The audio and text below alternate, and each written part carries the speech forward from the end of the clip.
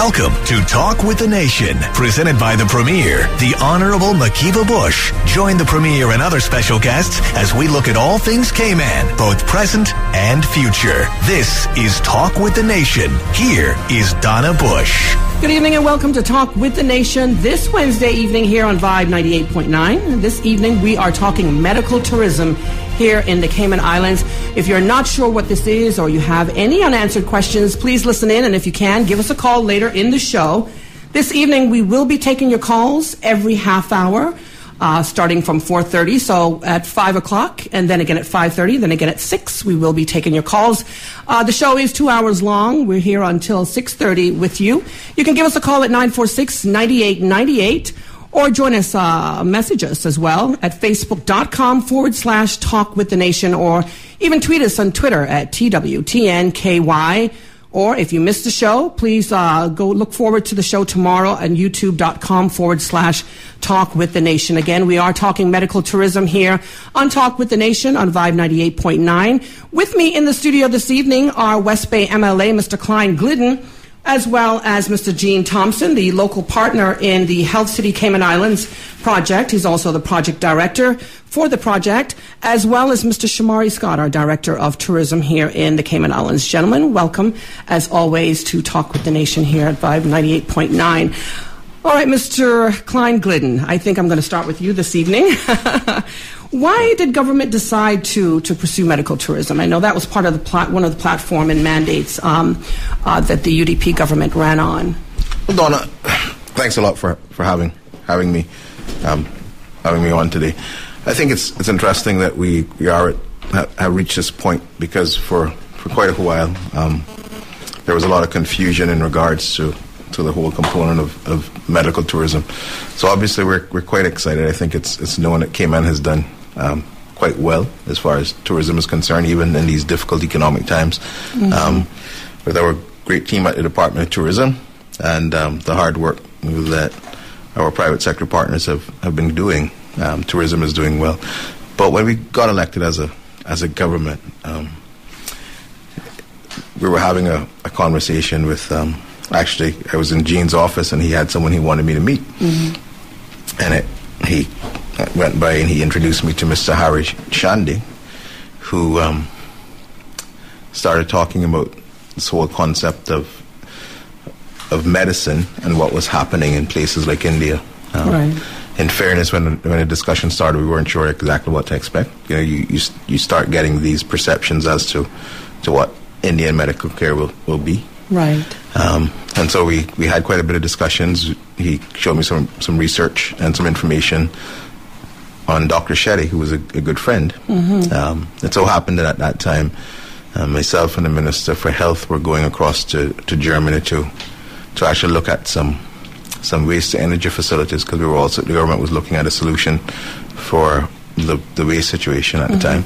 And Minister Scotland, in his role as minister responsible for the environment, we're going across to Germany. So we decided to go to India and to meet Dr. Shetty at that time.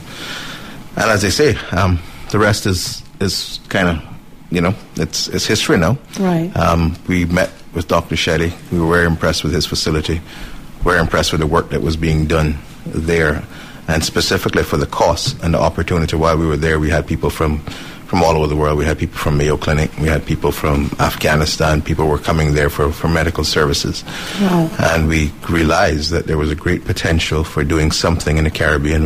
When we spoke to Dr. Shetty, he very quickly said that he was looking for something like this in the western part of the world, and he had actually considered chartering a cruise ship and locating it some 400 miles off mainland United States. Oh, wow. Interesting.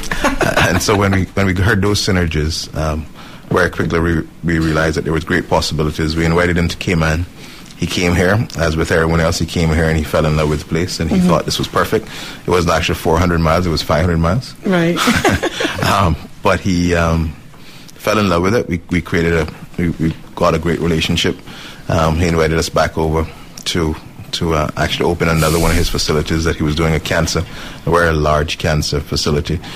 And since then we've been working assiduously with himself, with Dr. Shetty, the Minister of Health, Honorable Mark Scotland, the Honorable Premier, and Gene and his team here to create, what we see as being a great opportunity, a great benefit for the people of the Cayman Islands, both from, like we said, a tourism perspective, but also trying to reduce our dependency on overseas medical.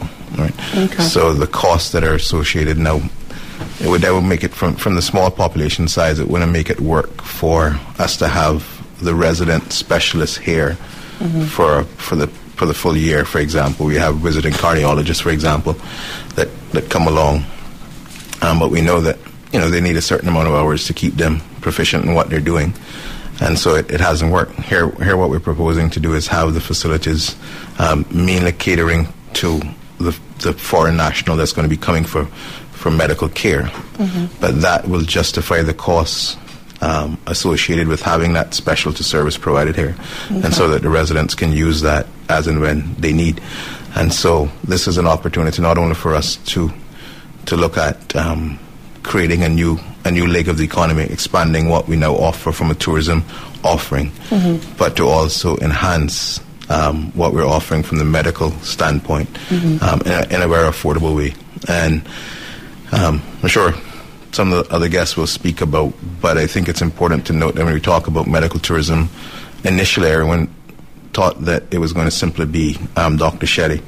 But what we're seeing is that now that we've created that opportunity and the environment as far as the regulatory standpoint, that we're now seeing medical tourism on different levels. Wow. So we now have the Da Vinci Center that caters to a significant amount of tourists coming here for various treatments. We have the orthopedic group doing some stem cell that is pretty much all doing for tourism or medical related purposes. We have the cardiologist center with Mr. Philip E. Banks and the team there, and so and Dr. Tomlinson is actually, my understanding is that he's doing preparing for quite a bit of from medical tourism as well. So I think now that we've gotten started, Cayman can only benefit, and the people of Cayman will be the beneficiary, and we look forward to great things for medical tourism. Okay, just to give a little bit background, you mentioned Mr. Harry Chandy earlier on, and him being the person that introduced everyone here on the island to Dr. Shetty. And as we all know, or for those who may not know, he is a businessman, has been here for quite a few years, and Mr. Dr. Devi Shetty is a world-renowned surgeon. So for those who are out there listening who may not know, these names may be strange to them. That's a little bit of background on them. I'd like to move on to Mr. Gene Thompson, the local partner and project director for Health City Cayman Islands. Mr. Thompson, thanks for being here with us. You want to talk a little bit about the actual project itself? Yeah, Donna, thank you very much for having me. This is the first time for me, and I appreciate Hopefully the opportunity. Hopefully it won't be the last. I think as most people know, and we've done a lot of public consultation since the inception of the project, and we've actually seen over 2,000 people in the public in various formats, both in town hall formats and in small group formats. So I think the majority of people understand what we're doing. Right. We're planning to do a health city that is primarily designed to cater to medical tourists. The health city is expected to grow to 2,000 beds over the period of 15 to 17 years. We expect to do an assisted living community with up to 1,500 units. We're excited to say that we're looking at expediting our educational program, which we hope to get started in much shorter than initially planned, because there's a lot of interest both locally and internationally. Right. And in the longer term, one of the other things that we would like to do is biotech research and development. Okay. So for that's those kind who of may not know what biotech research is, can you go a little bit more in depth with that? I mean, I'm not a pro on biotech other than what I've seen, but biotech is basically where you research and develop various medical cures or medicines. We're actually affiliated with one of the largest biotech companies in the world. It's called Biocon. based out of India. And they are very interested in doing something in this part of the world. They have a large facility currently in Cuba.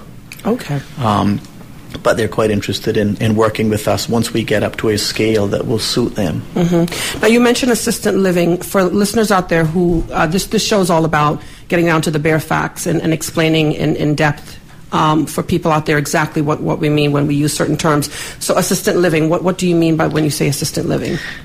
I think assisted living is a broad term. Some people consider assisted living as where they're in a home and being cared for. We look at assisted living as living from a retirement age right through to being cared for. We believe it's a significant opportunity for Cayman. There is significant interest in foreign nationals coming here to retire, but unfortunately at this point in time we don't have quite the level of health care that they're comfortable with. Right. Since the inception of the project, we received numerous calls from people that are interested in retiring into this assisted living system. Oh, wow. But assisted living, like I said, it's a wide spectrum. It can be from a family that are a husband and wife that retires at the age of 65 that wants to be in a community within close proximity to health care, right through to somebody that actually has a nurse taking care of them on a consistent basis. Okay. You also mentioned education. Can you expand on that? One of our goals and one of Dr. Shetty's remit everywhere that he goes is he creates a teaching institution, an academic-based institution. And, we believe, and as a part of Dr. Shetty's belief system, is that the world is going to run short on medical professionals in the coming years. With that said, we believe that that in order for us to advance this system and to create the right environment and also to create a center of excellence, we need to implement the education system a bit faster, especially bearing in mind and based on the interest that we've had on local education.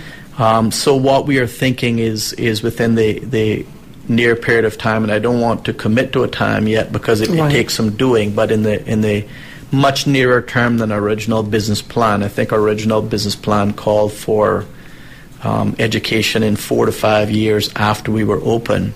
Okay. The first phase. I think that it will actually happen probably in a much shorter period of time, as short as within 18 months of when we open. And what we're thinking is we'll start off with between 200 and 300 students and ramp up. Local students? Well, it will be local, but I don't think we could get 200 to 300 local med students at this point in time. So there would be international students as well. But ramp that up over a period of time, to have a significant size medical facility, education facility. Now, when you talk about students in medicine, are you talking ranging from doctors to radiologists, a whole spectrum of professions in that area? Yeah, correct. We would be looking from allied right through to doctors. And the unique thing that we will have with our education system is we will not only have the academic element, we'll have the clinical element as well, so they can do everything right within there, our facility. Hands-on. All right, Mr. Scott, it's your turn now. Welcome to the show. Good afternoon, Donna. Let's talk a little bit about our leisure tourism market and how medical tourism will impact our current model. Right, and last time we were here, we discussed leisure tourism in detail, so I don't need to go into those points. Right. But the one thing I want to say is it's great that we have Gene here as well as, of course, Mr. Glidden here, because they've done all the work in this regards. So this is one area where at the end of the day, if it's constituted properly, it doesn't really take a lot of work from a marketing perspective for the Department of Tourism, which definitely puts a smile on my face because that means a lot of the work and the groundwork will be done. And of course, there'll be a place for us to play, but it's not as if the Department of Tourism has to sit back and spend many hours and plans in order to get these types of visitors to come here. The great thing is that the marketing mission that I I mentioned last time. I'll just put a little segment of it, just to state that a portion of it says that we pledge to increase air arrival, visitation, and the economic benefits of tourism for the people who live and work here. So we're always looking to see new and innovative ways of getting persons who can come here and, of course, can enjoy their vacation experience and have great experiences. But the ultimate goal is the economic benefits that come with it. Right. And understanding the model behind medical tourism, I think it's perfect for it to now actually moving forward from a medium to long-term vision standpoint for it to be that third pillar per se of the economy moving forward. And one thing over the years, and just studying what medical tourism is about, one of the major challenges when the inception of medical tourism, that it could actually be an industry that stood by itself, was convincing distant potential visitors that medical care in relatively poor countries actually is comparable or better than the medical care they have at home. So that even speaks to the fact that, of course, when Mr. Glidden said he first heard about the facilities in India, you start to wonder how good those facilities could actually be. That isn't abnormal in most persons, usually when they hear that you can go for certain procedures, but it's in potential third world countries in certain instances that was the barrier. Right. But now looking at the Cayman Islands, we're in the perfect position where we have a first grade society here from an actual brand awareness perspective. The persons in the U.S. who would want to travel here for medical procedures already have the impression that we're a first world nation here, and we have great infrastructure and great quality. So we've already gotten over that hurdle, as well as a lot of times when you usually would have to travel over to the east to get certain medical procedures. Now, looking at the U.S. as well as Latin America, we're next door. So proximity also puts us ahead of the curve in that regard. So just looking at those different areas, it's a perfect new place for us to play. Some of the statistics that I've heard in regards to the spend when it comes to medical tourism is also very exciting. So once again, in working in the future with Mr. Thompson and his group, as well as, of course, with the political arm, it's exciting understanding that once the facility is there, once the great physicians are there, they have the model such that it won't cost as much to get the actual procedures done in Cayman as in some of the other areas, and the word gets out. And of course, I'm sure word of mouth is going to be a great push for this project as well. A lot of the work has been done, and then we'll start to reap the benefits of it thereafter as well. So from a tourism perspective, we're fully on board, and we're willing to work with the group wherever we can help in order to make sure it comes to fruition, and it also helps with the economic benefits, of course, for the persons here. All right, we're going to take a break right now and talk with the nation. Mr. Scott mentioned spend. He mentioned economics in his little spin there. When we come back, we will be talking about the economic impact that Health City Cayman Islands will have on the Cayman Islands. We'll be back in just a few minutes here on Talk with the Nation on Vibe 98.9. Stay with us. All things Cayman, present and future. This is Talk with the Nation with Donna Bush on Vibe FM, presented by the Premier, the Honorable McKeeva Bush. Welcome back to Talk with the Nation here on Vibe 98.9. We're going to be taking your calls in about 7 or 8 minutes here on the show for our first set of calls this evening.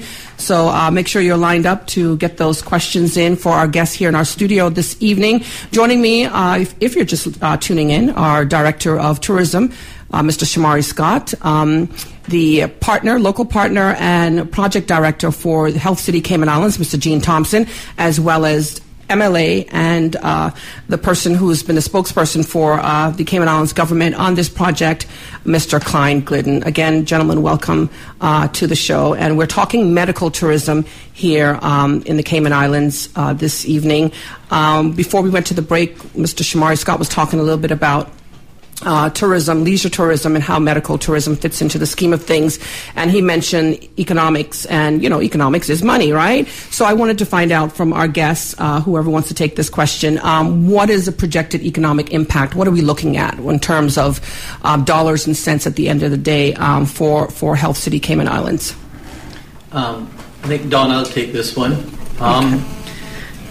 Before we started the project, and actually before or while we were negotiating with government to sign the agreement on the hospital, we hired Grant Thornton to do a report, an economic impact report, which was quite eye-opening to us.